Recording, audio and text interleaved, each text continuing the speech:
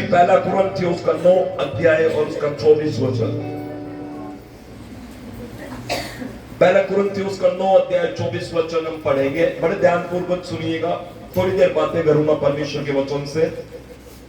हम लोगों ने आज ज्यादा समय आराधना में बिताया, प्रार्थना में बिताया, ये हमारे लिए खुशी की बात है। लेकिन थोड़ी देर परमेश्वर का वचन जो हमारे लिए बहुत ज्यादा जरूरी है वो हम थोड़ी देर सुनेंगे।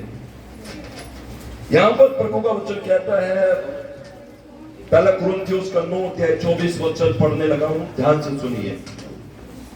क्या तुम नहीं जानते कि तोड़ में तो तोड़ते सभी है, परंतु इनाम एक ही ले जाता है। तुम वैसे ही तोड़ो कि जीतो। प्रभु का वचन आज सुबह के समय आपसे और मुझसे ये आह्वान करता है।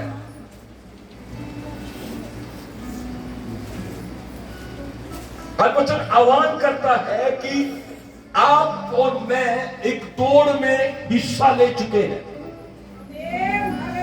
मसीहत में आने से मैं और आप एक दौड़ के हिस्सेदार बन चुके हैं। और वचन कहता है कि दौड़ में दौड़ते सभी है, लेकिन पुरस्कार और इनाम जो है वो एक ही को मिलता है। और वचन की गुजारिश है, प्रभु की गुजारिश है, प्रभु की चाहत है कि आप और मैं ऐसे दौड़े कि हम जीते। Praise the Lord, hallelujah. प्रभु क्या कह रहा है, कैसे दौड़ना है? एक जीतने वाले के समान, जीतने वाली सोच के साथ आपको और मुझे प्रभु में दौड़ना है। मैं आपसे पूछता हूं, जो जीतने वाले लोग होते हैं वो कैसे दौड़ते हैं? कैसे दौड़ते हैं? अभी हमने पिछले दिनों में बहुत सारे एथलीट्स को, बहुत सारे चैंपियंस को हमने देखा था। ओलंपिक्स में जाकर वो विजेता होकर आए, जीत कर आए। जिसमें से एक, मैं सोचता हूं, एक व्यक्ति है जिसने एथलीट्स में जाकर जैवलिन फेंकने में जिसने गोल्ड मेडल जीता था, वो कौन है ना? जानते हैं आप लोग? तो हमारे भारत का बहुत, पूरी दुनिया में उसने नाम को रोशन किया था, और वो है नीरज चोपड़ा। उसकी उम्र करीब, हम लोगों ने जो 23-24 साल की उसकी उम्र है ना, 23-24 साल की उम्र थी उसकी। और इतनी कम उम्र में मतलब इतना बड़ा नाम किया, और देश का मतलब पूरी दुनिया में इस चीज का जो है गौरव भारत को मिला था। हालेलुया, एक प्रसिद्धि मिली थी। हालेलुया। क्या विजेता, मैं बात कर रहा हूं, मेरी बात पर ध्यान दीजिए। एक विजेता होने के लिए प्रभु आपको और मुझे कह रहा है, you are not a failure. आप हारे हुए व्यक्ति नहीं है, आप हारे हुए व्यक्ति नहीं है। You are a victorious, you are a winner. आप जीतने वाले व्यक्ति हैं, आप विजेता हैं। कोई तो आमीन कहे। मुझे समझ नहीं आ रहा, मैं आपसे ही बात कर रहा हूं चर्च। प्रभु का वचन कह रहा है कि आप विजेता है, विजेता। आपको और मुझे प्रभु ने दौड़ में शामिल किया, इसलिए शामिल किया है ताकि हम जीते। ये आह्वान है वचन का, ये वचन की आपके और मेरे लिए ये प्रभु की चाहत है, जीतना। प्रभु नहीं चाहता कि हम कहीं पर हार जाए। प्रभु नहीं चाहता, ये प्रभु की इच्छा नहीं है कि हम किसी जगह पर फेल हो जाए। प्रभु चाहता है आप जहां खड़े हो जाए, आप वहां पर जीत कर बाहर आए।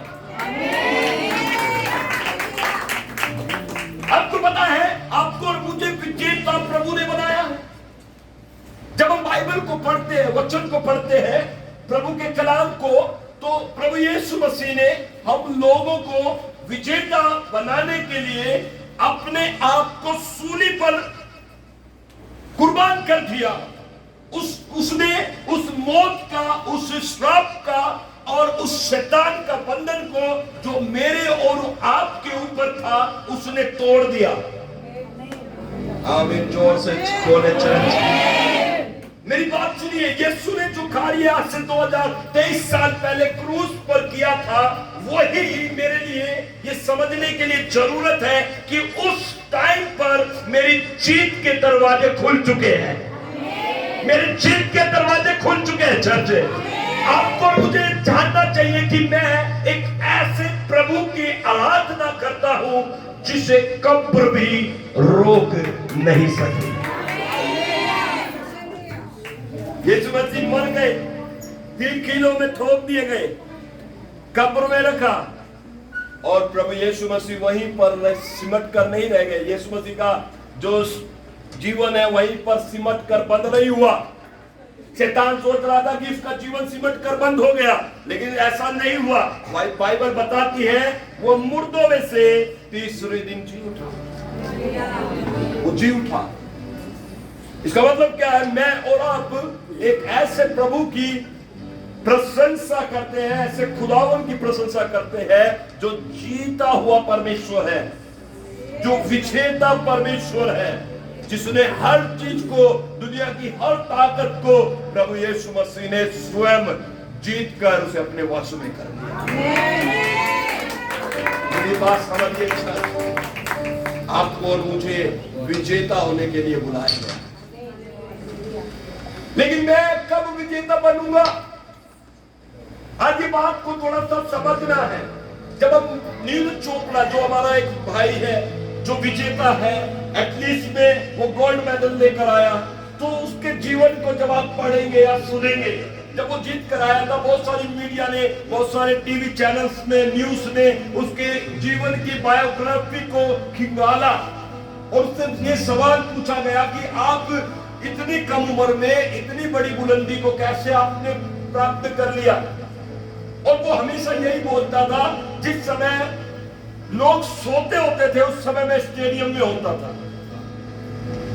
मेरी बात सुन रहे हैं? वो कहता था लोग सोते होते थे, मैं स्टेडियम में होता था, और जब लोग अपने काम रोजगार पर जाते थे उस समय मैं अपनी प्रैक्टिस करके घर आ जाता था। ये सारी बातें उसने दिखाया। उसने कहा कि मैं कभी लेट तक नहीं सोया, मैंने मेहनत की है, मैंने प्रैक्टिस की है। और जिस समय ये अपनी जैवलिन को, भाले को उठाकर मैं लेकर चलता था, उस समय लोगों को ये नहीं पता था, वो कह रहा था अपने इंटरव्यू में कि ये नहीं पता था कि ये क्या उठाकर जाता है। लोग हंसते थे, भैया क्या उठाकर जा रहा है, कह रहा मैंने इसे टाइम निकाला है जिसमें लोगों को नहीं पता था कि ये मेरे हाथ में क्या है, लेकिन उसकी मेहनत से, उसके जज्बे से, उसके जुनून से आज सबको पता चल गया कि वो क्या करता था। आज सबको पता चल गया कि उसका वो जो बड़ा सा वो डंडा होता था, जो उसके हाथ में होता था, उसका नाम क्या है। और सबको पता चल गया कि वो व्यक्ति जो प्रैक्टिस करता था उसका नाम क्या है। सब जानते हैं। हालेलुया। मेरी बात समझ रहे हैं? जब आप और मैं विजेता कहकर घोषित किए जाते हैं तो आपको अपनी लाइफ स्टाइल चेंज करना पड़ेगा। हम मसीह में, यहां पर प्रभु का वचन क्या कहता है? 25 वचन में लिखा है, हर एक पहलवान सब प्रकार का संयम करता है। वे तो एक मुरझाने वाले मुकुट को प्राप्त करने के लिए यह सब करते हैं, परंतु हम तो उस मुकुट के लिए करते हैं जो मुरझाने का नहीं। वचन कहता है जो एक पहलवान होता है, एक जो स्पोर्ट्समैन होता है, वो सारे प्रयत्न, सारे अभ्यास, सारी प्रैक्टिस वो किस लिए करता है? एक गोल्ड मेडल के लिए, एक सिल्वर शील्ड के लिए, एक ब्रॉन्ज मेडल के लिए। वो इन सारी चीजों के लिए ये सारे प्रयत्न करता है, ये सारे अभ्यास करता है। लेकिन प्रभु का वचन कहता है कि मैं और आप जिस तोहफे को या जिस मेडल को प्रभु से हम हासिल करने वाले हैं, वो मेडल मुरझाने वाला नहीं है, लेकिन वो अनंत जीवन का मेडल है। Hallelujah church. वो अनंत जीवन का है, वो जीवन का मुकुट है जो प्रभु ने आपको और मुझे देने के लिए बुलाया है। वो मुझे चाहिए। आपका और मेरा टारगेट वो होना चाहिए कि मैं अनंत जीवन का मुकुट अपने जीवन में प्राप्त कर लूं। इसलिए आपको अपने रूटीन चेंज करने पड़ेंगे। विजेता ऐसा नहीं चल सकता। विजेता लंबी देर तक सो नहीं सकता है, या सुनो, विजेता अपनी सेहत के साथ कोई ज्यादा खिलवाड़ नहीं कर सकता। यस और नो? मेरी बात समझ रहे हैं? वो इन सारी चीजों से क्यों बचता है? क्योंकि वो एक मुरझाने वाला मुकुट जो दुनियावी मुकुट होता है उसके लिए वो प्रयत्न करता है, उसके लिए वो अभ्यास करता है। लेकिन मुझे अनंत जीवन के मुकुट के लिए अभ्यास करना है, मुझे उस मुकुट को प्राप्त करने के लिए अभ्यास करना है। आज मैं बोलना चाहता हूं आपको अपने जीवन में बहुत सारी चीजों में अपने आप को चेंज करना पड़ेगा। क्योंकि यदि आप अपने आप को एक विजेता के समान नहीं देखेंगे तो आप विजेता नहीं बनेंगे। आपको देखना है मैं विजेता हूं और मैं अपनी जिंदगी को किसी भी तरीके से नहीं जी सकता। जो जैसा बोल दे वैसा नहीं जी सकता। प्रभु में आने के बाद ध्यान रखिए, आप दौड़ में शामिल हो चुके हैं, आप एक दौड़ में जा रहे हैं। बहुत सारे लोग इस दौड़ में हार जाएंगे, बहुत सारे लोग इस दौड़ से बाहर हो जाएंगे, बहुत सारे लोग इस दौड़ के हिस्सा नहीं रहेंगे आने वाले टाइम में। लेकिन आपको ऐसे चलते जाना है कि आप अंत तक इस दौड़ का हिस्सा बना रहे और आप जीत कर बाहर आए। मेरी बात सुन रहे हैं चर्च? मेरे साथ एक वचन निकालेंगे, कुलुस्सियों की पत्री उसका 2 अध्याय और उसका 6 और 7 वचन। कोई तो पढ़ेगा जोर से मेरे लिए? कुलुस्सियों की पत्री उसका 2 अध्याय 6 और 7 वचन, कोई जोर से पढ़े। हालेलुया। हाँ जी, 2 अध्याय 6 और 7 वचन। अतः जैसे तुमने मसीह यीशु को प्रभु करके ग्रहण कर लिया है, अतः जैसे तुमने मसीह यीशु को प्रभु करके ग्रहण कर लिया है, वैसे ही उसी में चलते रहो और उसी में जड़ पकड़े और बढ़ते जाओ।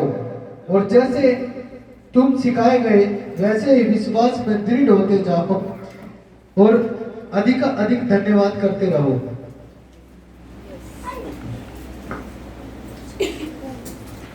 Hallelujah church, hallelujah church. कुलुस्सियों की पत्री उसका 2 अध्याय उसका 6 और 7 वचन मैं पढ़ रहा हूं, आप ध्यान से सुनिए। अतः जैसे तुम मसीह यीशु को प्रभु करके ग्रहण कर लिया है, वैसे ही उसी में चलते रहो। इसमें लिखा है चलते रहो। जोर से बोलो, जोर से बोलो, चलते रहो, रुकना नहीं है। जैसे तुमने मसीह यीशु को प्रभु करके ग्रहण कर लिया है, उसी में चलते रहो। बहुत सारी चीजें रास्ते में आएंगी, बहुत सारे उतार चढ़ाव रास्ते में आएंगे, बहुत सारे कंकड़ रास्ते में आएंगे, कांटे रास्ते में आएंगे, लेकिन आपको रुकना नहीं है। मेरी बात सुन रहे हैं चर्च? आप विजेता कैसे होंगे, मैं आपको वो चीज सिखा रहा हूं आज। चलते रहना है। कई बार बहुत सारी चीजों में आकर मछली लोग बहुत सारी बातों में आकर उलझ जाते हैं, फंस जाते हैं। मेरी बात सुनिए ध्यान से। सारे सवाल जो आप करते हैं जरूरी नहीं है उसका जवाब आपके पास हो।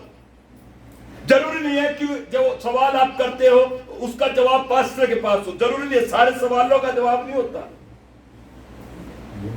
और उनका जवाब ना होने से कई बार मैंने देखा है कि वो कलीसिया, वो चर्च, वो विश्वासी वो ठहर जाता है। कहते हैं पास्टर ने भी जवाब ना दिया, कहते हैं विश्वासी भाई बहनों ने भी जवाब ना दिया। मैं मेरी समस्या, मैं मेरा दुख, मैं मेरी तकलीफें, मैं कैसे हटूंगा, कैसे आगे बढ़ूंगा।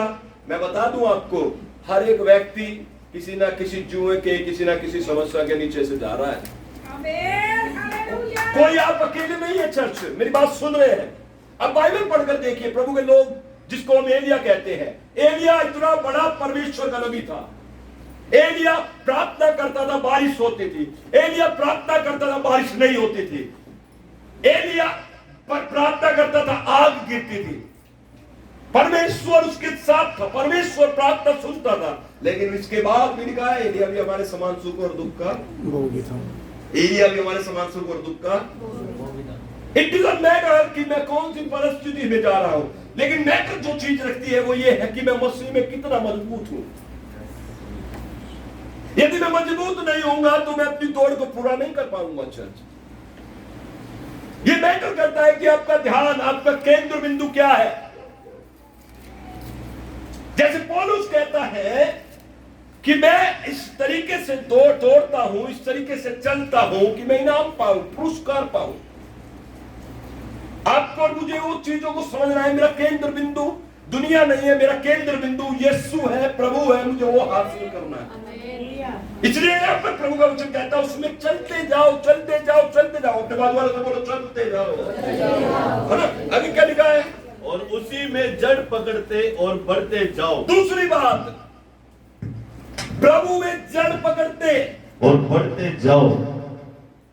प्रभु में जड़ पकड़ते जाओ और बढ़ते जाओ, रुकना नहीं है। जब आप देखिए, पहली बात कंटिन्यू, चलते जाओ, जड़ पकड़ते जाओ, बढ़ते जाओ। Hallelujah, hallelujah, hallelujah, hallelujah. और जैसे तुम सिखाए गए, जैसे तुम्हें प्रभु का दास पास्टर्स आपको चर्च सिखाता है, वैसा तुम उसमें वैसे ही विश्वास में दृढ़ होते जाओ। विश्वास में दृढ़ होते जाओ और अधिकाधिक धन्यवाद करते रहो। अधिकाधिक धन्यवाद करते करते रहो। देखिए, ये सारी बातें आपको क्यों बोली जा रही है? ताकि आप मसीह जीवन में मजबूत हो जाओ। आमीन। आमीन। मसीह जीवन में जड़ पकड़ते जाओ। आमीन। कई बार बहुत सारे लोग कहते हैं, बहुत सारी बातें कहते हैं, मैं कई साल का विश्वासी हूं, मैं बहुत सारे साल से विश्वासी होकर चल रहा हूं। लेकिन जब आप उनकी बातों को सुनते हैं तो आपको, मुझे लगेगा नहीं कि वो कई साल पुराने नहीं, मुझे तो ऐसा लगता है कल ही वो प्रभु में आए हैं। क्यों? कमी क्या है? उन्होंने विश्वास में जड़ नहीं पकड़ी। और यहां वचन का क्या आह्वान है? यही तो ये कह रहा है, जैसे तुम प्रभु में सिखाए गए हो वैसे ही उसमें बढ़ते जाओ, और जैसे तुम सिखाए गए विश्वास में दृढ़ होते जाओ और धन्यवाद करते जाओ। 8 वचन में लिखा है, चौकस रहो, चौकस रहो कि कोई तुम्हें उस तत्व ज्ञान और व्यर्थ धोखे के द्वारा अपना अहेर न बना। अब यहाँ पर प्रभु का वचन कहता है, तुम विश्वासी हो, चौकस रहो।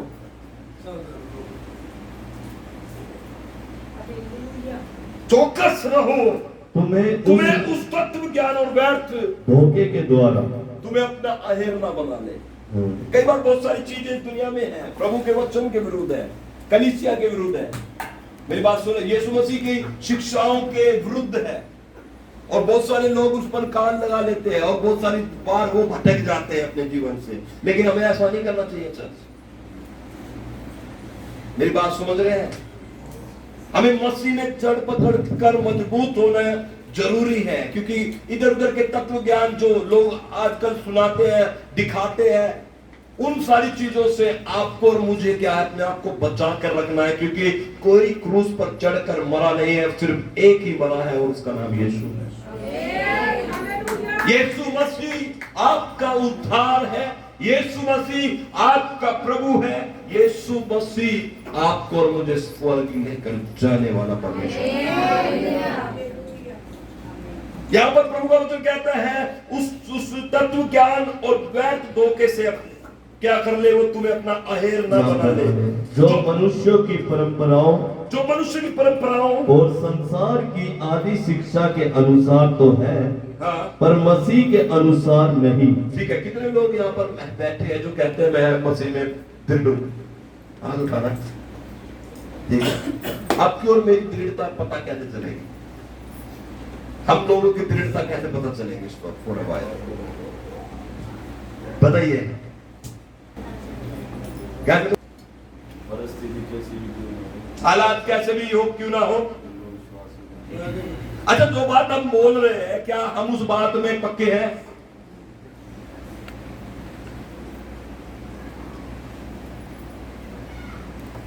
एक वचन निकाल कर पढ़ेंगे मेरे साथ। प्रेरितों के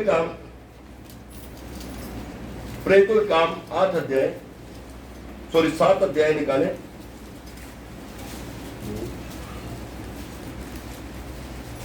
चलिए 8 अध्याय निकाले। प्रेरितों के काम 8 अध्याय 1 वचन से 3 वचन तक पढ़ेंगे। जी पढ़िएगा कोई जोर से। उसी दिन यरूशलेम की कलीसिया पर बड़ा उपद्रव आरंभ हुआ। कौन से दिन? उस दिन मतलब कौन सा दिन?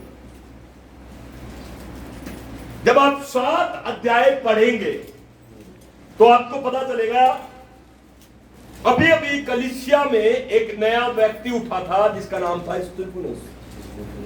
एक अगुआ खड़ा हुआ था जिसका नाम था स्तिफनुस, जो प्रेरितों ने चुना, जिस पर प्रेरितों ने अपने हाथ रखे थे और उसे कलीसिया में काम करने के लिए खाना बांटने की सेवा दी थी। खाने बांटने की सेवा दी थी, भाई तू एक काम कर, आज से तू ये टीम बना और खाना बांटने की सेवा तू संभाल ले। और उसने खाना बांटने की सेवा के साथ साथ क्या है, प्रभु के प्रचार को भी महत्व दिया, लोगों से व्यवहारिक बातें की, सुसमाचार को बांटा, यीशु मसीह की गवाही दी, यीशु मसीह के बारे में लोगों को बताया। अब ये बातें जब वो लोग वहां पर सुन रहे थे, यहूदी लोग, साउल इन स्तिफनुस के खिलाफ होकर लोगों को भड़काकर इस पर पथरवाह करवाकर इसे मरवा डाला। और जब स्तिफनुस मरा, उसके बाद 8 अध्याय शुरू होता है। स्तिफनुस जब मरा उसके बाद 8 अध्याय शुरू होता है। अब आप उसको समझ नहीं पाओगे ये कौन सा दिन था। उसी दिन मतलब स्तिफनुस का मृत्यु का दिन। उसी दिन, जोर से बोले, स्तिफनुस की मृत्यु का कौन सा दिन था? सताव का दिन। जोर से बोले, कौन सा दिन था? कष्ट का दिन। जोर से बोले, है ना। ये टाइम अच्छा नहीं था। यरूशलेम की कलीसिया प्रभु के अनुग्रह से दिन प्रतिदिन बढ़ती जा रही थी। यरूशलेम की कलीसिया प्रभु के अनुग्रह से एक बढ़िया स्मूथ तरीके से गुणात्मक रीति से बढ़ रही थी। 2, 4, 5 लोगों में नहीं, हजार लोगों में संख्या में बढ़ रहे थे। गुणात्मक वृद्धि हो रही थी, भजन हो रहे थे, धन्यवाद हो रहा था, प्रभु की बड़ाई हो रही थी, अच्छा चल रहा था सब कुछ। लेकिन एकदम से उस कलीसिया पर सताव आया, और सताव आने से वहां पर एक व्यक्ति जो प्रभु का अच्छा बेटा, मैं आज उसको याद कर रहा हूं, स्तिफनुस को। मैं स्तिफनुस को याद कर रहा हूं कि वो कैसा व्यक्ति होगा, कितनी उसकी उम्र होगी। मैं सोचता हूं जवान लड़का था, उसने प्रभु की गवाही दी, उसने यीशु की गवाही दी, उसने प्रभु के नाम को ऊंचा किया और बहुत सारे यहूदियों को प्रभु का वचन सुनाया।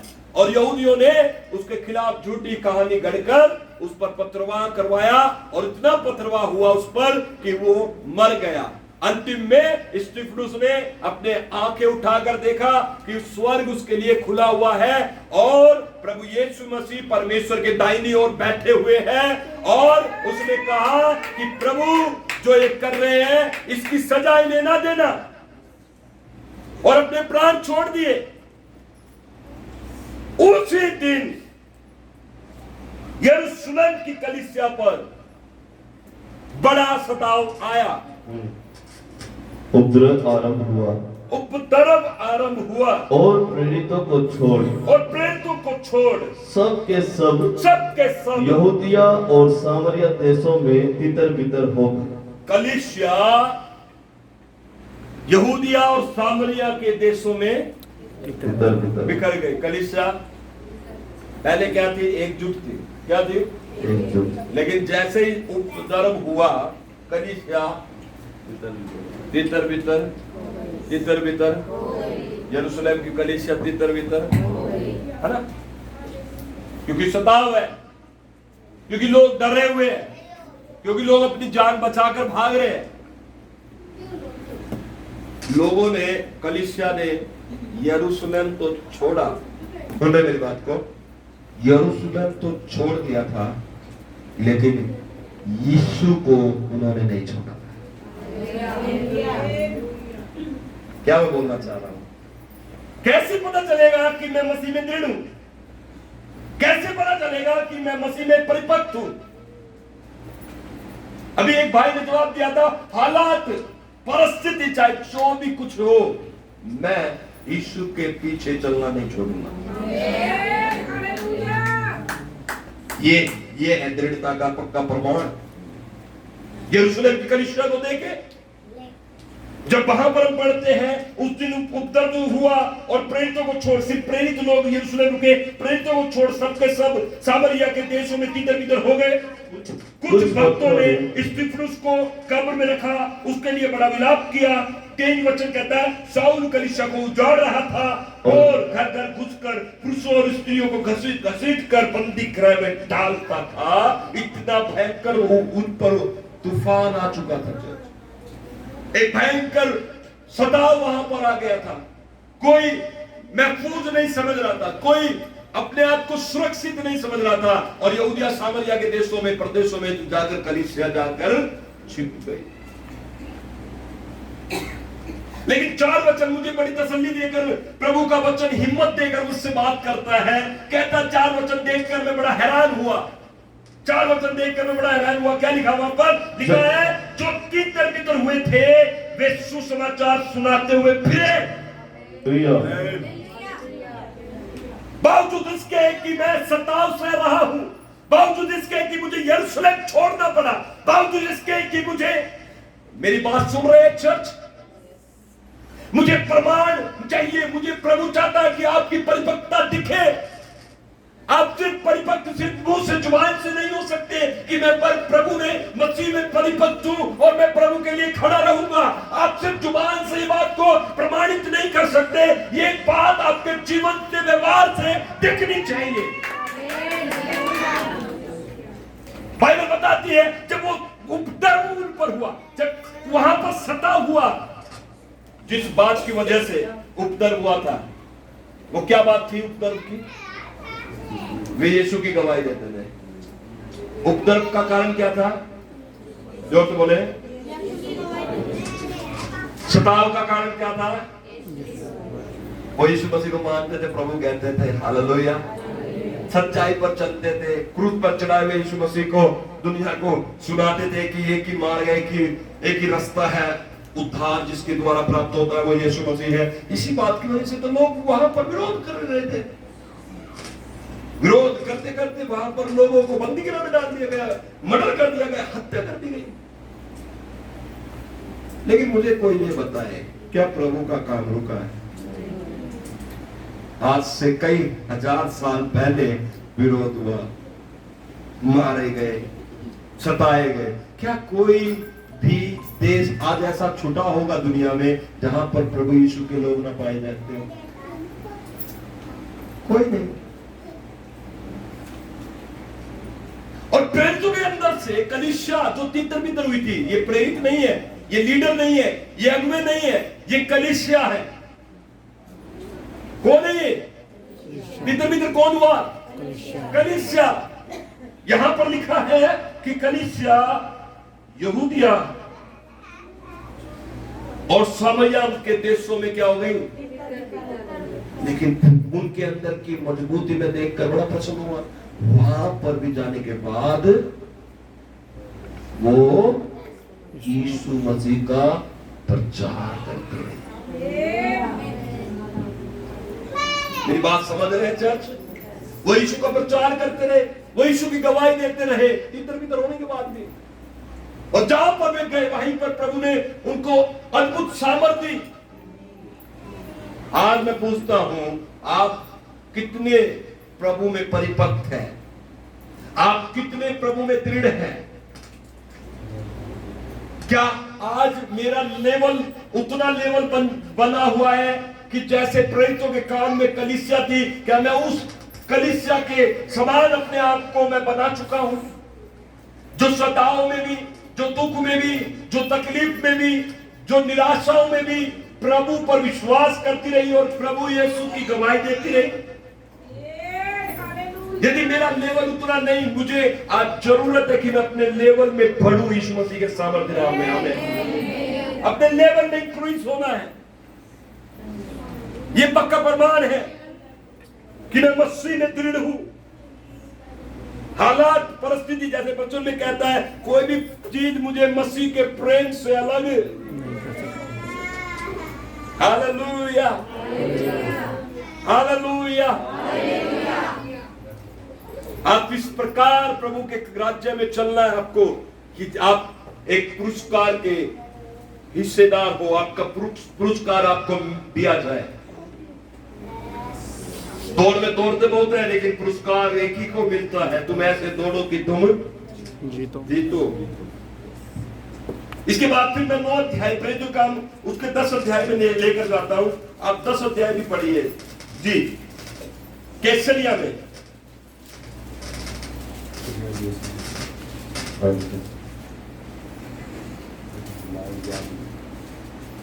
कैसरिया में कुरनेलियुस नाम का एक मनुष्य था जो इतालियानी नामक पलटन का सूबेदार था। वह भक्त था और अपने सारे घराने समेत परमेश्वर से डरता था। अब कलीसिया जो तीतर हुई, उन्होंने प्रभु की गवाही देनी शुरू कर दी और इसी प्रकार से सुसमाचार यरूशलेम से निकलकर अन्य जातियों में भी पहुंचा। आमीन। तो मैं तो प्रभु का धन्यवाद करता हूं कि वहां सताव हुआ और सुसमाचार फैला। अगर सताव ना होता तो वो एक जगह ही मंडली मार कर, जो से बोले, अगर सताव ना होता तो वो एक जगह ही मंडली मार कर, फिर प्रभु का वचन कैसे पूरा होता कि तुम मेरी पृथ्वी के छोड़ तक तुम मेरे, वो वचन पूरा कैसे होता? वो नहीं होता ना। तो प्रभु का धन्यवाद हो। हर एक बैड चीज के अंदर से प्रभु गुड चीज निकालता है। प्रभु ने सताव के अंदर एक अच्छी चीज निकाली। हालेलुया। कलीसिया तीतर बितर हुई और कलीसिया ने सुसमाचार का बीज बोना, जो से बोले, शुरू किया और इस तरीके से सुसमाचार फैला और आपके और मेरे पास भी ऐसे ही पहुंचा। आमीन। फिर वहां पर वचन क्या कहता है? वो सुसमाचार एक ऐसे व्यक्ति के पास पहुंचा जो अन्य जाति है। कैसरिया में कुरनेलियुस नाम के एक मनुष्य के पास। कुरनेलियुस ने अपने परिवार के साथ प्रभु पर विश्वास किया। कुरनेलियुस नामक एक मनुष्य जो इटालियानी नामक पलटन का सूबेदार था। वह भक्त था।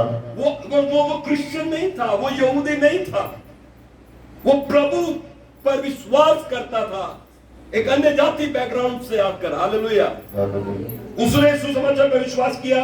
बाइबल बताती है उसके नाम के अंदर, उसके नाम के साथ, उसके पद के साथ उसके अंदर की क्वालिटी भी लिखी है। वो भक्त था और अपने सारे घराने समेत परमेश्वर से डरता था। और यहूदी लोगों को बहुत दान देता था और बराबर परमेश्वर से प्रार्थना करता था। कैसे पता चलेगा मैं मसीह में दृढ़ हूं? मेरी बात समझ रहे हैं? लिखा है वो भक्त था, यहूदियों को दान देता था और परमेश्वर से लगातार 3 बातें। वो क्या था? भक्त व्यक्ति था, पक्का था अपने विश्वास में, दृढ़ था। उसने सुसमाचार पर विश्वास करके मान लिया यीशु को प्रभु, मान लिया उसने खुदावन को अपने जीवन का उद्धार करता।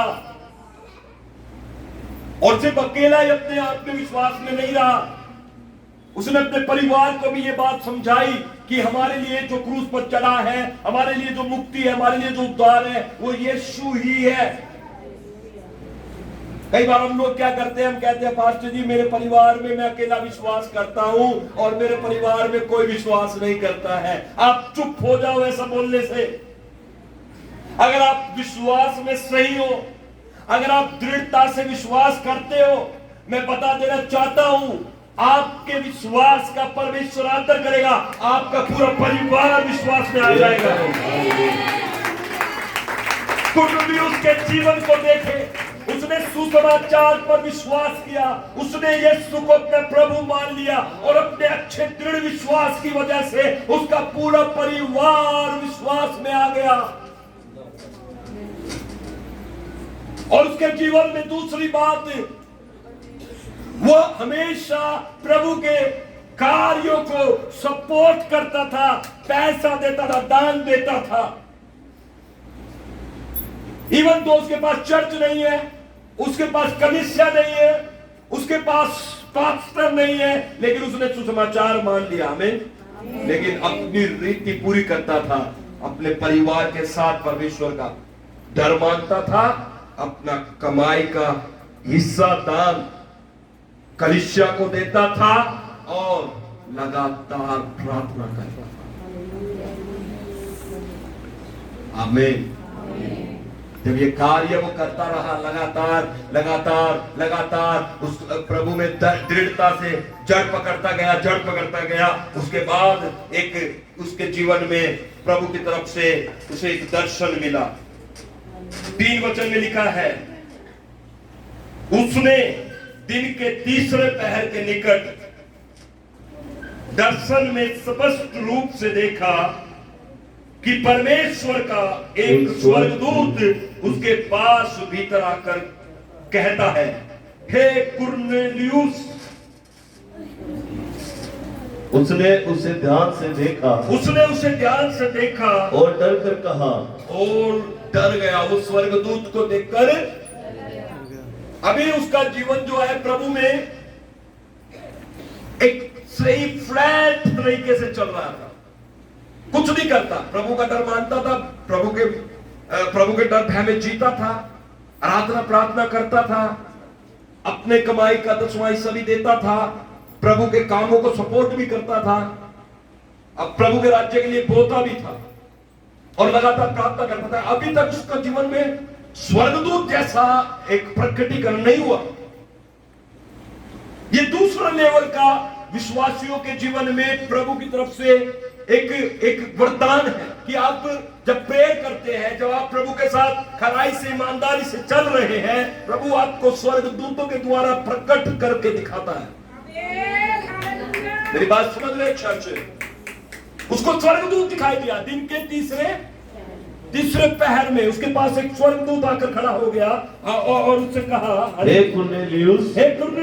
उसने उसे ध्यान से देखा और डर कर कहा, हे प्रभु क्या है? उसने उससे कहा, तेरी प्रार्थनाएं और तेरे दान स्मरण के लिए परमेश्वर के सामने पहुंचे हैं। और अब याफा में, और अब सुन मेरी बात है, क्या पहुंचे हैं? स्मरण के लिए तेरी प्रार्थना परमेश्वर के सामने पहुंचे। कितनी बातें प्रभु के सामने पहुंचे? प्रार्थनाएं और दान। तेरी प्रार्थनाएं और दान, 2 बातें परमेश्वर आपके जीवन में जरूर देखना चाहता है। एक तो आपका जीवन एक पावरफुल प्रेयर वाला होना चाहिए। आप प्रेयर करने वाले व्यक्ति होने चाहिए। प्रभु के साथ उठना बैठना संगति करना आपकी फर्स्ट प्राथमिकता होनी चाहिए। और दूसरी बात, आपका दान, जैसे आप देते हैं वैसे आप काटोगे। जो 2 बातें प्रभु के सामने स्मरण के लिए पहुंची, और जब प्रभु के सामने ये बातें पहुंची तो वहां पर कुरनेलियुस से स्वर्गदूत ने कहा, याफा नगर में मनुष्य भेजकर शिमोन को जो पतरस कहलाता है बुलवा ले। हालेलुया, जोर से बोला हालेलुया। देखिए, कई बार हम सोचते हैं कि हमारा जीवन जो है कुछ बड़ा नहीं हो रहा है, कुछ टर्न नहीं आ रहे हैं, कुछ उतार बड़ा चमत्कार नहीं देख पा रहे हैं। लेकिन मैं बताना चाहता हूं, जैसे आप चल रहे हैं स्मूथ तरीके से चलते जाओ। हालेलुया। कई बार स्मूथ चलना है, स्मूथ चलना है। आराम से चलते जाइए प्रभु के राज्य में। जरूरी है कि चीजें आपको हर बार चमकदार दिखाई देगी, ऐसा नहीं है।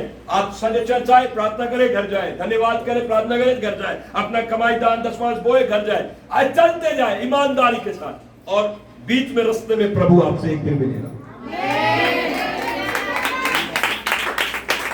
जैसे कुरनेलियुस को प्रभु ने भेंट की, अपने स्वर्गदूत भेजकर उसे कहा, याफा नगर में अपने मनुष्यों को भेज दे ताकि वो पतरस को तेरे घर में बुला लाए।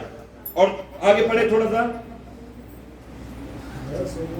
जी। वह शिमोन चमड़े का धंधा करने वाले के यहाँ अतिथि है। शिमोन चमड़े का धंधा करने वाले के यहाँ अतिथि है, जिसका घर समुद्र के किनारे है। प्रभु ने पूरा एड्रेस बता दिया। बोला हालेलुया, हालेलुया। प्रभु ने पूरा बता दिया है। शिमोन को बुला, वो कहाँ है? वो चमड़े करने वाले, धंधे करने वाले एक व्यक्ति के घर में है, जिसका घर समुद्र के किनारे है। हाँ, जब वह स्वर्गदूत, जब वो स्वर्गदूत जिसने उससे बात की थी, हाँ, चला गया, हाँ, तो उसने 2 सेवक और जो उसके पास हाँ, उपस्थित रहा करते थे, उनमें से एक भक्त सिपाही को बुलाया, हाँ, और उन्हें ये सब बातें बताकर याफा को भेजा। अब उसने याफा नगर को भेज दिया। हाँ जी, आगे पढ़े। हाँ, दूसरे दिन जब वे चलते चलते नगर के पास पहुंचे, हाँ, तो दोपहर के निकट पतरस छत पर प्रार्थना करने चढ़ा। उसे भूख लगी और कुछ खाना चाहता था, हाँ, परंतु जब वे तैयारी कर रहे थे, हाँ, तो वह बेसुध हो गया। हाँ जी, और उसने देखा कि आकाश खुल गया, हाँ, और एक पात्र बड़ी चादर के समान चारों कोनों से लटकता हुआ पृथ्वी की ओर उतर रहा। इधर पतरस जब प्रार्थना कर रहा था, उधर से उसने अपने 2 सेवकों को भेज दिया, लेकर आओ पतरस को। नम्रता पूर्वक बोलना, जाकर अकड़ के मत बोलना। ये मत कहना चलो हमारे बाबूजी ने बुलाया, सूबेदार था कुरनेलियस, है ना।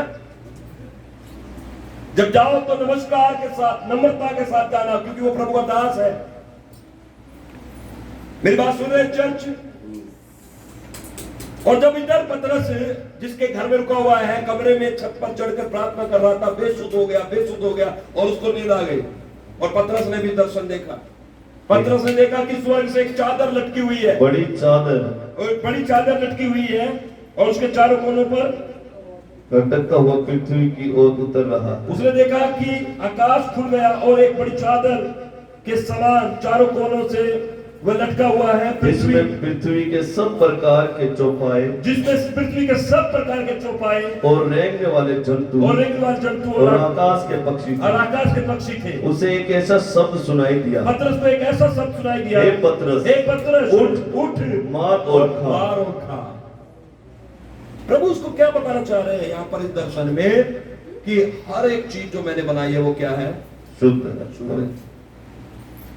जब वो प्रार्थना कर रहा था, प्रभु ने उसको दर्शन देकर कहा, एक चादर दिखाई प्रभु ने उसको। उस चादर के अंदर सब प्रकार के जीव जंतु, पशु पक्षी, सब कुछ था।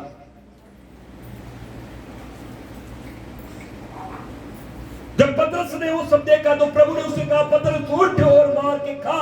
परंतु पतरस ने कहा, नहीं प्रभु, कदापि नहीं प्रभु, क्योंकि मैंने कभी कोई अपवित्र या अशुद्ध वस्तु नहीं पतरस कह रहा, धार्मिकता दिखा रहा प्रभु के सामने, कहता मैंने कभी कोई चीज अशुद्ध, क्योंकि मैं यहूदी हूँ, मैं ज्यूस हूँ, मेरी व्यवस्था के खिलाफ है। उसने कहा, फिर दूसरी बार उसे सब सुनाई दिया, हाँ, जो कुछ परमेश्वर ने शुद्ध ठहराया है, उसे तू अशुद्ध मत कह। प्रभु क्या बोलना चाह रहा था? उसको पहले से तैयार कर रहा है। तेरे पास 2 व्यक्ति आ रहे हैं, और वे 2 व्यक्ति अन्य जाति बैकग्राउंड से हैं। और यहूदी लोग सोचते थे कि मसीहा सिर्फ हमारा है, हमारे लिए आया है। लेकिन यहाँ पर प्रभु उसके आंखें खोल रहा है पतरस की, कह रहा है कि सिर्फ मसीहा सिर्फ एक पर्टिकुलर जाति के लिए नहीं, सिर्फ यहूदी के लिए नहीं, फिर सिर्फ दुनिया में इस्राएल के लिए नहीं, लेकिन पूरी दुनिया के लिए मसीह इस जगत में आया है। मेरी बात सुन रहे चर्च? इसलिए प्रभु उसको इन सारी चीजों को दिखाकर उसे तैयार कर रहा है कि 2 बंदे आएंगे तेरे साथ, तुझे उसके साथ जाना है। और प्रभु ने कहा कि जो कुछ परमेश्वर ने शुद्ध ठहराया उसे तू अशुद्ध मत कह। 3 बार ऐसा ही हुआ। तब वह पात्र आकाश पर उठा लिया गया। 3 बार उसको एक ही चीज समझाई। पतरस ज्यादा धार्मिक था, लेकिन प्रभु ने उसको समझाया। जब पतरस अपने मन में दुविधा में था कि यह दर्शन जो मैंने देखा है वह क्या हो सकता है, तो देखो वे मनुष्य जिन्हें कुरनेलियस ने भेजा था शिमोन के घर का पता लगाकर द्वार पर आ खड़े हुए और पुकार कर पूछने लगे, क्या शिमोन जो पतरस कहलाता है यही अतिथि है? पतरस तो उस दर्शन पर सोच ही रहा था, इसके मन में चल ही रहा था पतरस का दर्शन अभी पूरा भी नहीं हुआ था, कंफ्यूजन दूर भी नहीं हुई थी, दुविधा दूर भी नहीं हुई थी। दो मनुष्य दरवाजे पर खटखटा कर आके कहते हैं, जो शिमोन पतरस कहलाता है, क्या वो यही अतिथि है? पतरस तो उस दर्शन पर सोच ही रहा था अजी कि आत्मा ने उससे कहा, आत्मा ने उनसे कहा, देख देख 3 मनुष्य तेरी खोज में हैं। तेरे लिए 3 मनुष्य तेरी खोज में है। हाँ, अतः उठकर नीचे जा नीचे जा और निसंकोच उनके साथ हो ले, निसंकोच के साथ हो ले, क्योंकि मैं ही ने उन्हें भेजा है। क्योंकि मैंने उन्हें भेजा है। तब पतरस ने उतरकर उन मनुष्य से कहा, तब पतरस ने उतरकर उन मनुष्य से कहा, देखो देखो जिसकी खोज तुम कर रहे हो, जिसकी खोज तुम कर रहे हो, वह मैं ही हूँ। हाँ, तुम्हारे आने का क्या कारण है? हाँ, उन्होंने कहा, कुरनेलियुस सूबेदार जो धर्मी और परमेश्वर से डरने वाला। क्या टाइटल है इसका? मुझे ये बार बार पढ़ने में बड़ा मजा आता है। कुरनेलियुस सूबेदार सूबेदार है, जो धर्मी और है, परमेश्वर से और डरने परमेश्वर से डरता है, और सारी यहूदी जाति में और सारी यहूदी जाति में सुनाम मनुष्य है। सुनाम जाना माना मनुष्य है। उसने एक पवित्र स्वर्गदूत से यह दर्शन निर्देश पाया है हाँ, कि तुझे अपने घर बुलाकर मतलब तू अपने हमारे घर पे आ जा। हाँ जी, तुझसे वचन सुने। हाँ, तब उसने उन्हें भीतर बुलाकर उनकी पहुनाई की। और दूसरे दिन वह उनके साथ हो गया। याफा के भाइयों में से कुछ उसके साथ हो लिए। दूसरे दिन वे कैसरिया पहुंचे। कुरनेलियुस अपने कुटुंबियों और पितरों और को इकट्ठा करके उनकी बात जोड़ रहा था। जब पतरस भीतर आ रहा था तो कुरनेलियुस ने उससे भेंट की और उसके पांव पर गिर कर उसे प्रणाम किया। परंतु पतरस ने उसे उठाकर कहा, खड़ा हो, मैं भी तो मनुष्य हूँ। और उसके साथ बातचीत करता हुआ भीतर आया और बहुत से लोगों को इकट्ठा देखकर उनसे कहा, तुम जानते हो कि अन्य जाति की संगति करना या उसके साथ उसके यहाँ जाना यहूदी के लिए अधर्म है, परंतु परमेश्वर ने मुझे बताया है कि किसी मनुष्य को अपवित्र या शुद्ध न करो। हालेलुया। बोला यीशु मसीह की। यहाँ से सुसमाचार के आरंभ होती है पूरी दुनिया में, अन्य जातियों में। बोला हालेलुया, बोला हालेलुया, हालेलुया, हालेलुया।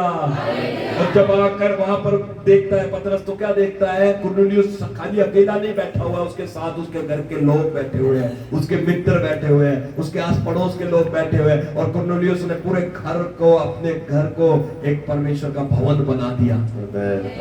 और वहां पर आकर पतरस से कहा कि अब जो भी कुछ परमेश्वर तुझसे कहे वो तू हमें सुना, हम सुनेंगे। Praise the Lord। और जब पतरस प्रचार करने लगा, जब पतरस यीशु की गवाही देने लगा, जब पतरस ने यीशु के नाम को वहां पर ऊंचा किया, बाइबल बताती है, बाइबल में लिखा हुआ है, हर एक वचन सुनने वाले पे पवित्र आत्मा उतर आया। और 34 वचन में लिखा है, तब पतरस ने कहा, जब लोगों पर पवित्र आत्मा उतरा था, जब लोग पवित्र आत्मा में भर गए। 34 वचन पढ़े जोर से, क्या लिखा है? तब पतरस ने कहा, अब मुझे निश्चय हुआ है कि परमेश्वर किसी का पक्ष नहीं करता, वरन हर जाति में जो उससे डरता है और धर्म के काम करता है, वह उसे भाता वो है। उसको भाता है। हालेलुया। क्या देखा पतरस ने वहां पर? पतरस ने देखा पवित्र आत्मा। पतरस कौन है? वो प्रेरित है, वही पवित्र आत्मा जो पेंटेकोस्त के दिन उनके ऊपर उतरा था। मेरी बात सुन रहे चर्च? वो पवित्र आत्मा जो पेंटेकोस्त के दिन उन 120 लोगों पर उतरा था। पतरस ने जब ये चीज अन्य जातियों में भी होते हुए देखी, पतरस का मन व्याकुल हो गया और पतरस भी इस बात को नहीं समझ पाया। वो कहने लगा, अब मुझे निश्चय हुआ है परमेश्वर किसी का पक्षपात नहीं करता, परमेश्वर किसी की पक्षपात नहीं करता, लेकिन हर एक जाति में जो उससे डरता है और उसका आदर करता है, परमेश्वर उन्हें अपनी आत्माओं से भर देता है। हालेलुया। 44 वचन पढ़ेंगे, 44 जोर से पढ़े।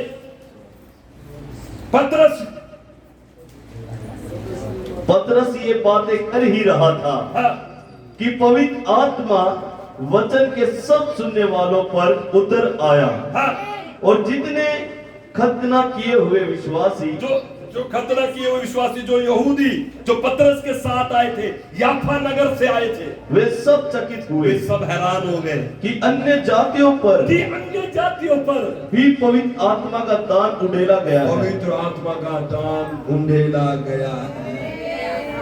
अब यहाँ कोई बड़ा और कोई छोटा नहीं रहा, हालेलुया। अब यहाँ कोई यहूदी और यूनानी नहीं रहा। हालेलुया। यहाँ पर प्रभु का वचन एक स्पेसिफिक बात कहता है, हर एक जाति में जो उससे डरता और उसका आदर करता है, परमेश्वर उसका पक्षपात नहीं करता, उसे आत्मा से भाता है, उसे भाता है, परमेश्वर उससे प्रसन्न होता है। तो मेरे प्रियो, आपको और मुझे ये चीज पर मन लगाना है, अपने आप को इस रीति से तैयार करना है कि मैं कुरनेलियुस के समान चलूं। कुरनेलियुस ने जैसे पवित्र आत्मा अपने जीवन में उसने हासिल किया, मुझे भी वो हासिल करना है। कुरनेलियुस ने जैसे अपनी जिंदगी प्रभु को दे रखी थी, वैसे ही मुझे अपने जीवन को प्रभु को देना है। इन्हीं बातों से आपको और मुझे पता होगा, आपको और मुझे मालूम होगा कि मैं मसीह में जड़ पकड़े हुए हूं। शुरुआती कलीसिया तितर-बितर होने के बाद भी यीशु मसीह की गवाही देते रहे। कुरनेलियुस के पास पतरस के आने से पहले कुरनेलियुस पहले भी भक्त था, दान देता था और प्रार्थना करता था। और जब पतरस आया, वहां पर एक काम अलग हो गया, वहां पवित्र आत्मा का दान उड़ेला गया। मेरी बात सुन रहे हैं चर्च? आज के दिन आपको जीवन में ये चीजें लागू करें। मेरे जीवन में मैं बढ़ोतरी करना चाहिए, मसीह जीवन में मेरी जड़ें मजबूत होनी चाहिए, मेरा मसीह स्वभाव मजबूत होना चाहिए, और मैं एक अच्छा व्यक्ति बनकर, एक अच्छा क्रिश्चियन बनकर प्रभु की सेवा करने के लिए तैयार हूं। Hallelujah church, hallelujah church, hallelujah church, hallelujah. आज ये बातें आपको सुननी है। आज जो आपने प्रभु के वचन को स्वीकार किया है, कुरनेलियुस ने स्वीकार किया, वो शांत नहीं रहा, चुप नहीं रहा, उस वचन को उसने अंदर उगने दिया, फलवंत होने दिया, और उसके अकेले के विश्वास से कुरनेलियुस के गांव में, शहर में भी प्रभु का काम होने पाया। चर्च, आज आपके विश्वास से क्या कुछ नहीं हो सकता चर्च। हालेलुया। आपके विश्वास से बहुत सारे लोगों का उद्धार हो सकता है चर्च। कुरनेलियुस के जैसे अपने घर को प्रभु की सेवा के लिए खोल दे, कुरनेलियुस के जैसे अपने परिवार को प्रभु की सेवा के लिए सौंप दे, कुरनेलियुस के जैसे अपने जीवन को परमेश्वर के राज्य बढ़ोतरी के लिए सौंप दे, क्योंकि हम जितना प्रभु को सौंपते जाएंगे, प्रभु हमें उतना उठाता जाए। सब जन अपनी आंखें बंद करें, अपने हाथों को ऊंचा उठाएं और प्रभु को धन्यवाद करें। प्यारे प्रभु, हम धन्यवाद देते हैं आज के कलाम के लिए प्रभु, जो आज आपने हमसे बातचीत की प्रभु। ये वचन प्रभु जी हमारे जीवन में 100 गुना तक फलवंत हो प्रभु, और हमारा जीवन प्रभु जी एक मसीह में अच्छे से जड़ पकड़ता जाए और हम आगे बढ़ते जाए प्रभु। पूरी कलीसिया को आशीष दे प्रभु, सारी जरूरतों को पूरा कर प्रभु। आने वाली जो 13 तारीख की जो प्रार्थना है प्रभु, वो भी हम एक कुरनेलियुस के समान देखते हैं प्रभु जी। जैसे कुरनेलियुस ने सबको अपने घर में इकट्ठा किया, वैसे ही यहोवा शालोम चर्च की तरफ से हम सब इकट्ठा होने जा रहे हैं प्रभु उस भवन में परमेश्वर, और हम देखने पाए परमेश्वर पिता के पवित्र आत्मा का जो दान है वहां पर उंडेला जाए लोगों के ऊपर। और जब वहां पर पवित्र आत्मा का दान उंडेला जाए तो प्रभु जी आपके राज्य में और भी वृद्धि होने पाए परमेश्वर पिता, आपका राज्य उत्तर पश्चिम पूर्व दक्षिण में फैलने पाए पिता परमेश्वर। आप दया करें, अनुग्रह करें पिता। रिवाइवल इन चर्च इस प्रार्थना सभा को आशीष दे, सारी जरूरतों को पूरा कर। दुआ यीशु के नाम में मांगते हैं, आमीन।